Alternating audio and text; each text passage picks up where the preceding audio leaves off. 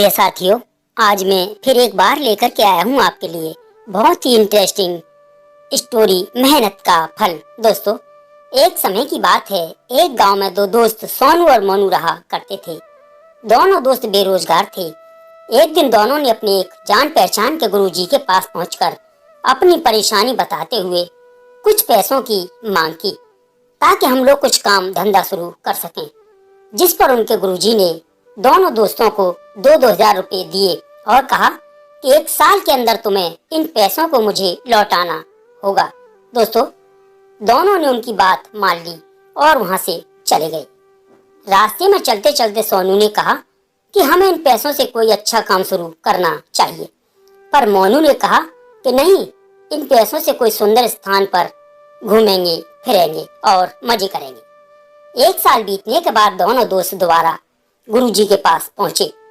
गुरुजी ने पहले मोनू से पूछा, तुमने पैसों का क्या किया? क्या तुम लौटाने के लिए पैसे लाए हो? जिस पर मोनू ने सिर झुकाकर कहा कि गुरुजी, किसी ने मुझे धोखा देकर 2 हजार रुपए ठग लिए। फिर उन्होंने सोनू से पूछा, क्या तुम्हें भी किसी ने ठग लिया है? सोनू ने मुस्कुराते हुए कहा, नहीं गुरुजी, मैं पैसे लाया हूँ, लीजिए 2 हजार रुपए तथा 1 हजार रुपए और लीजिए। गुरुजी ने कहा कि तुमने कितने रुपए कहाँ से लाए? क्या तुमने किसी को ठगा है? सोनू ने कहा, नहीं गुरुजी, मैंने अपना दिमाग लगाकर ये पैसे कमाए हैं। सोनू ने गुरुजी को बताया कि मैंने एक सब्जी बेच रहे किसान को परेशानी में देख उसके सारे सब्जी को खरीद लिया और उसे शहर के बाजार में जाकर बेच दिया। इसके बाद वो किसान हर रोज मुझे ताजी सब्जी लाकर दिया करता था और मैं उसे शहर में बेचा करता था। कुछ दिनों बाद मैंने शहर में ही एक दुकान कर सब्जी का कारोबार शुरू कर दिया। सोनू ने गुरुजी को मदद करने के लिए आभार जताया और अतिरिक्त पैसों से किसी जरूरतमंद लोगों की मदद करने का आग्रह किया।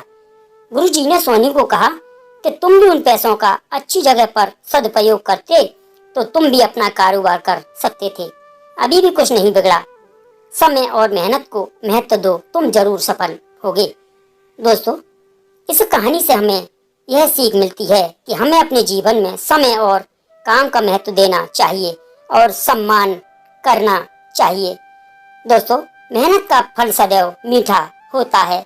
इंसान को कभी भी हिम्मत नहीं हारनी चाहिए और लगन और कर्मठता के साथ इंसान को अपने हौसले बुलंद करके आगे बढ़ना चाहिए। प्यारे दोस्तों, यह कहानी कैसी लगी एक बार कमेंट में हमें जरूर बताएं। कहानी सुनने के लिए प्यारे दोस्तों बहुत बहुत धन्यवाद।